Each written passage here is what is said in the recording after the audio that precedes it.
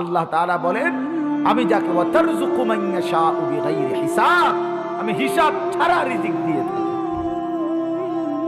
হিসাব ছাড়া, আমার ভান্ডারে কমতি নাই, আমি অভাবে পড়ে দেই, আটকাই নাই বান্দা। কেন? লাআল্লাকুম তাত্তাকুন, তোমারে মুত্তাকি বানাবো, তোমারে জান্নাতি বানাবো, তোমারে আমি নিজ হাতে জান্নাত দেব বান্দা। এই জন্য রোজা রাখতে বলছি, এই জন্য ইফতার করতে বলছি, এই জন্য সাহারি করতে বলছি, এই জন্য তোমারে 20 রাকাত তারাবি পড়তে বলছি, রোজা রাখতে বলছি, ইতিকাফ করতে বলছি মসজিদে শেষ 10 দিন।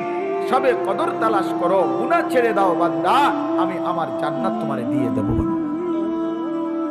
আল্লাহর নবী সাল্লাল্লাহু আলাইহি সাল্লাম বলেছেন, রোজাদারের জন্য আল্লাহ তাআলা জান্নাতের একটা স্পেশাল দরজাই রেখেছেন শুধু রোজাদারের জন্য। ফেরেশতারা বলবে, আইনা সাইমুন, রোজাদাররা কোথা? আপনার এদিক দিয়ে আসেন। রাইয়ান নামক সেই দরজা, আলাদা স্পেশালি রোজাদার, আপনি এদিক দিয়ে ঢোকেন।